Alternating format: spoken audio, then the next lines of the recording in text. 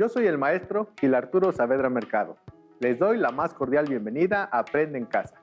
En esta sesión me acompaña el maestro Jorge Gómez Méndez. También les doy la bienvenida. Espero que todas y todos se encuentren bien. Esta sesión corresponde a la asignatura de Matemáticas para segundo grado de secundaria. En esta sesión revisaremos el tema la multiplicación y la división con números enteros, fraccionarios y decimales. Les recuerdo la importancia de participar activamente en la sesión, lo que significa tomar nota de las ideas principales que se tratan durante el tema. Así como también de registrar las dudas que surjan y reflexionar sobre lo que se pregunta o se expone a lo largo de la sesión. Es tiempo de comenzar. Se espera que al finalizar esta sesión hayan encontrado el significado de multiplicar y dividir números enteros, fraccionarios y decimales, comprendiendo la relación entre estas dos operaciones, así como también que utilicen los procedimientos convencionales para resolver problemas de multiplicación y división. Empecemos revisando algunos conceptos importantes de la multiplicación y división de números enteros. Revisaremos primero la idea de que la multiplicación de dos números naturales es una suma repetida. Por ello, la multiplicación 4 por 3 se puede presentar como una suma en la que el sumando 3 se repite 4 veces o bien el sumando 4 se repite 3 veces. El resultado de ambas sumas es 12. A partir de lo anterior, ¿qué significa 2 por 4 negativo? ¿Podemos verla como una suma repetida? Efectivamente, la multiplicación anterior también puede verse como una suma repetida. Esta significa la suma de 2 veces 4 negativo y su resultado es 8 negativo. Así es, cuando se suman solo números negativos, el resultado es negativo. Ahora, la multiplicación 8 negativo por 3 significa el 8 negativo sumado 3 veces, donde el resultado es 24 negativo. A partir de lo anterior, realicemos una exploración de los signos en los productos de números enteros. Como los números naturales son números enteros positivos, entonces 4 por 3 igual a 12, podemos escribirlo como 4 positivo por 3 positivo igual a 12 positivo. Lo mismo podemos ver con las otras multiplicaciones que resolvimos anteriormente. En la columna de la izquierda se ven las multiplicaciones, donde al menos uno de los factores es un número natural, y en la de la derecha se le ha escrito a estos números el signo positivo. Así es, maestro Gil. Es matemáticamente correcto escribir los números como se encuentran en la columna de la derecha, es decir, las expresiones de la izquierda son iguales a las expresiones de la derecha. Como lo escrito a la derecha ocurre con todas las multiplicaciones de números enteros, podemos decir que cuando ambos factores son positivos, el resultado es positivo. Y cuando un factor es positivo y el otro negativo, el resultado será negativo. Pero, ¿qué sucede cuando los dos factores son negativos? La multiplicación de 3 por 6 negativo resulta 18 negativo. La multiplicación de 2 por 6 negativo resulta 12 negativo. La multiplicación de 1 por 6 negativo resulta 6 negativo. La multiplicación de 0 por 6 negativo resulta 0. Ahora, ¿qué números deben ir en lugar de los signos de interrogación para que continúe la sucesión correctamente? En la sucesión de 18 negativo, 12 negativo, 6 negativo, 0, cada término después del 18 negativo se obtiene sumando 6 al anterior. Por ello, podemos afirmar que los números que deben ir en el lugar de los signos de interrogación son 6, 12 y 18. De esta manera, se puede concluir que 1 negativo por 6 negativo es igual a 6 positivo, que 2 negativo por 6 negativo es igual a 12 positivo y que 3 negativo por 6 negativo es igual a 18 positivo. En los ejemplos, en los resultados obtenidos, se observa que al multiplicar dos números positivos o dos números negativos, el resultado es positivo.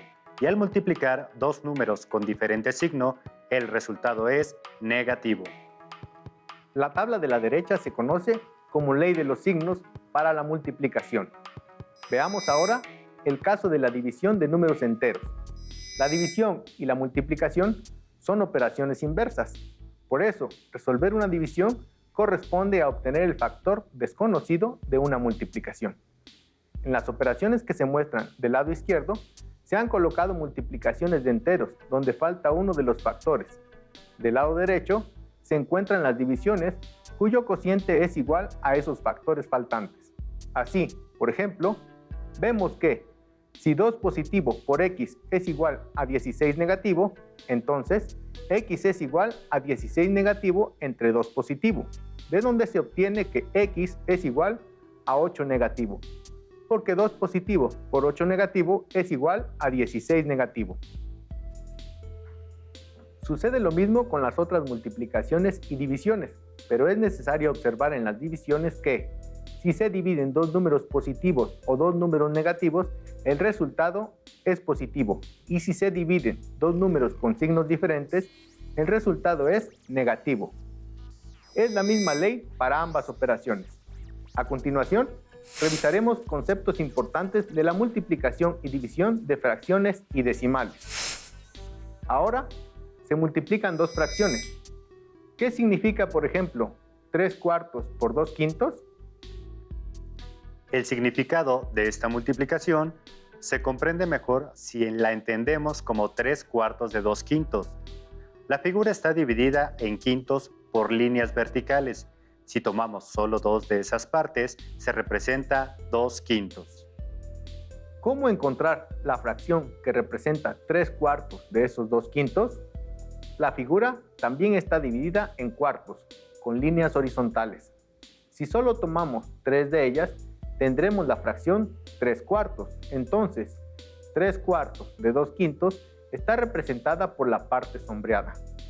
Dicha parte indica 6 cuadritos de los 20 que tiene toda la figura. Es decir, 3/4 de 2/5 son 6/20. Esto quiere decir que la multiplicación de 3/4 por 2/5 es igual a 6/20. Observamos que en el resultado, el numerador 6 se puede obtener de la multiplicación de los numeradores 3 por 2 y el denominador 20 del resultado se puede obtener de multiplicar los denominadores 4 por 5. Vayamos ahora con la división de fracciones. Para entender la división de fracciones, vamos a analizar la siguiente situación. Si tenemos el cuadrado A que mide 12 unidades de lado, ¿cómo obtenemos el cuadrado A' con lados de 9 unidades? Al lado del cuadrado A se le ha aplicado el factor 3/4, de tal manera que al multiplicar 12 por 3/4 se obtiene 36/4, que simplificado resulta 9. Por lo tanto, 12 por 3/4 es igual a 9. Eso es correcto, pero ¿qué tiene que ver esto con la división de fracciones? Para contestar esa pregunta, primero preguntémonos ¿cómo recuperar la medida de la figura original? Si ahora la que tenemos es la de la figura A'. Tenemos que 12 por 3/4 es igual a 9, que es la operación que nos llevó a la medida de la figura A a la de la figura A'. Ahora bien, por otra parte, para obtener el lado de la figura original, podemos aplicar la operación inversa a la multiplicación, que es la división. Es decir, dividir 9 entre 3/4 y esto da por resultado 12. Por otro lado, sabemos que para revertir la transformación de la medida de la figura A a la de la figura A', o sea, para regresar de la figura A' a la figura A, se puede aplicar el factor inverso, que es 4/3. El resultado de multiplicar un número y su inverso es igual a 1. Por lo tanto, sabemos que el inverso de 3/4 es 4/3. Así, 9 multiplicado por 4/3 también resulta 12, como en la división anterior. Por una parte, 9 entre 3/4 es igual a 12, pero por otra, 9 por 4/3 también es igual a 12. Al aplicar la propiedad transitiva de la igualdad, podemos afirmar que 9 entre 3/4 es igual a 9 por 4/3. Esto quiere decir que realizar la división entre una fracción es equivalente a realizar una multiplicación por el inverso de dicha fracción. Si en lugar de convertir a la división en la multiplicación por el inverso del divisor, simplemente se multiplica de forma cruzada, como se indica con las líneas en color blanco, se obtiene el resultado correcto. Los algoritmos usuales que utilizamos para resolver la multiplicación y la división se mostrarán con los siguientes ejemplos. El producto de una multiplicación de fracciones es una fracción cuyo numerador es el producto de los numeradores de los factores y cuyo denominador es el producto de los denominadores de los factores. El cociente de una división de fracciones es el producto del dividendo por el inverso del divisor. En la división, también se pueden aplicar los productos cruzados. La ley de los signos para la multiplicación y para la división es válida no solo para números enteros, sino para cualquier número real. La primera operación es una multiplicación de una fracción por un número decimal negativo, el cual se ha convertido en la fracción negativa 6 décimos. Al multiplicar 9 por 6 resulta 54 y multiplicando 4 por 10 resulta 40. Entonces, 54 y 40 serán el numerador y denominador respectivamente de la fracción producto, la cual es negativa porque el producto de un número positivo por otro negativo es negativo y convertida a número mixto es igual a un entero 7/20 negativo. La segunda es una división de dos fracciones negativas. Entonces, la convertimos en una multiplicación usando el inverso del divisor, quedando 7/8 negativos por 5/12 negativos. Y el resultado es 35/96. Como el producto de dos números negativos es positivo, la fracción resultado es positiva, aunque podemos omitir escribir el signo de más. Ahora resolvamos el problema. Se tiene una olla con una capacidad de 2,5 litros, la cual contiene agua hasta 5/8 de su capacidad total. Se requieren 1,8 litros de agua para preparar una sopa de verduras. ¿Alcanza el agua que tiene la olla? ¿Cuánta falta o cuánta sobra? Reflexionen. Saber cuánto es 5/8 de 2,5 litros podrá servirles para resolver el problema. ¿Qué operación utilizarían? ¿Cuánta agua tiene la olla? ¿Cuánto es 5/8 de 2,5 litros? Esta situación se puede resolver con una multiplicación de fracciones. De hecho, la palabra de, en este caso, equivale al signo por de la multiplicación. Para resolver la multiplicación, se ha convertido 2,5 en 5/2. Al resolver la multiplicación, se obtiene la fracción 25/16 y esta es igual a un entero 9/16. ¿Este resultado resuelve el problema? ¿Qué más se tiene que hacer para resolverlo? Vamos ahora a la solución del problema. Ya sabemos que el agua requerida es 1,8 litros y que la olla contiene un entero 9/16 de litro. Como estos dos números solo son diferentes en su parte fraccionaria, podemos comparar estas partes y así deducir si falta o sobra agua. La parte decimal, 0.8, se puede expresar como la fracción 8 décimos y comparamos esta con la fracción 9/16. Convertimos estas fracciones en fracciones equivalentes con el mismo denominador. Al hacerlo, vemos que 64/80 es mayor que 45/80. Por lo tanto, también la fracción 8 décimos es mayor que 9/16. Entonces, como 8 décimos es mayor que 9/16, el agua no alcanza. Para saber cuánta agua falta, realizamos la sustracción del agua que se requiere menos el agua que contiene la olla. Esta resta nos da un resultado de 19/80. Por lo tanto, esta cantidad en litros es la que falta para cocinar la sopa. Resolvamos otro problema. En una tienda hay 4,5 kilogramos de café molido que el dueño ha decidido envasar en paquetes de 3/4 de kilogramo. ¿Cuántos paquetes podrá envasar? ¿Será importante saber cuánto es 3/4 de 4 enteros 1/2? Si se van a hacer paquetes de 3/4 de kilogramo, ¿esta acción se asemeja a una multiplicación o a una división? Se tiene una existencia de 4,5 kilogramos de café o bien 9 medios. Con dicha existencia se harán paquetes cada uno de 3/4 de kilogramo. Lo que se quiere saber es la cantidad de paquetes que se pueden formar. La acción de agrupar en cantidades iguales corresponde a una división, por lo que se ha planteado la división de fracciones 9 medios entre 3/4. Al resolver la división, obtenemos 36 sextos, que, convertido a enteros, resulta 6. Entonces, la respuesta al problema del café es que se pueden envasar 6 paquetes con el café disponible. Ahora, revisaremos las potencias en relación con la multiplicación, la división y la potencia de potencia, así como la raíz cuadrada de un número. Una potencia se puede entender como la multiplicación repetida de un mismo factor. Así, por ejemplo, la potencia 2 al cubo es la multiplicación del 2 3 veces. El resultado de esta potencia es 8, porque 2 por 2 por 2 es igual a 8. El número que se multiplica se llama base, mientras que al número que indica las veces que aparece la base como factor se le llama exponente. Por lo tanto, en la potencia anterior, 2 es la base y 3 el exponente. De manera inversa, podemos expresar una multiplicación de factores iguales como una potencia. En el ejemplo, la multiplicación de 3 por 3 es igual a 3 al cuadrado, que es igual a 9.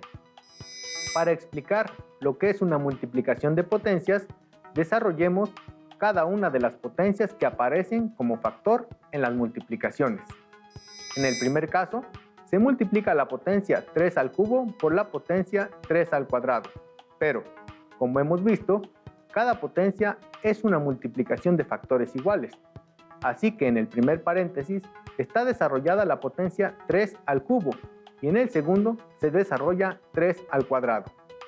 Ahora bien, al desarrollar las dos potencias tenemos que la base 3 aparece en total 5 veces como factor.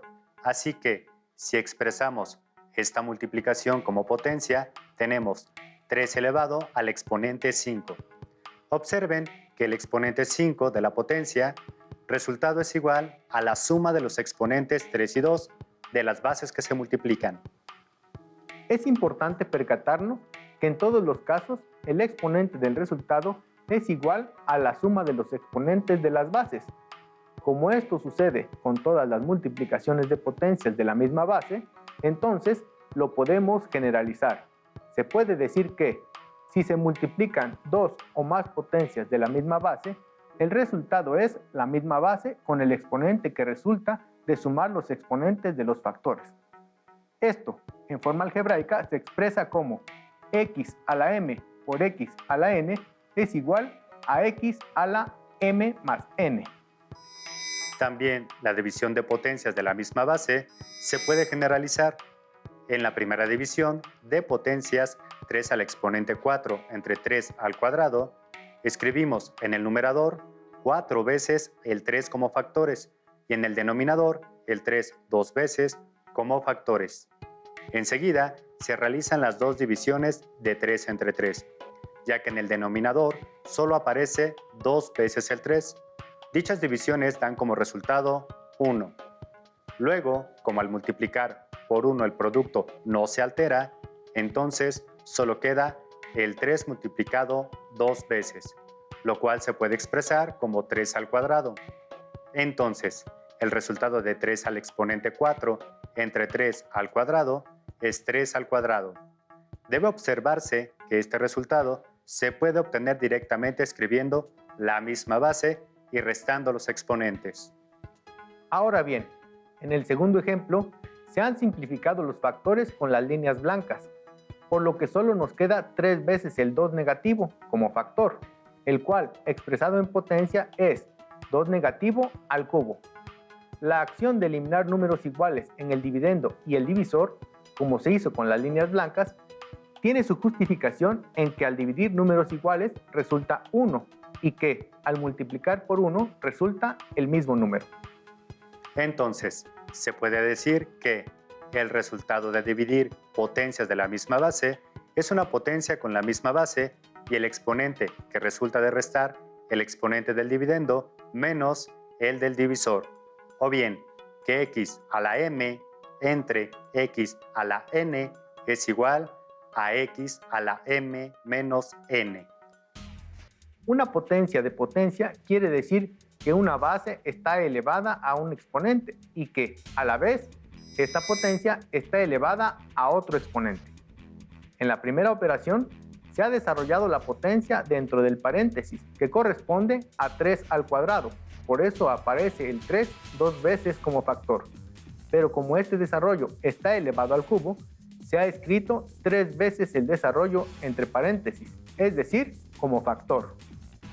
Como el 3 siempre aparece como factor, entonces esto se puede escribir sin los paréntesis. Al hacerlo, percibimos que el 3 aparece 6 veces como factor, que se puede escribir como 3 al exponente 6. Lo mismo sucede con el segundo ejemplo. Un tercio primero se encuentra 4 veces como factor y este desarrollo se repite. Entonces, como todos son factores, esto se puede expresar como un tercio al exponente 8. ¿Cuál es la operación que se realiza con los exponentes para obtener directamente el resultado? Efectivamente, se realiza una multiplicación de exponentes, ya que en el primer ejemplo 2 por 3 son 6 y en el segundo 4 por 2 es igual a 8.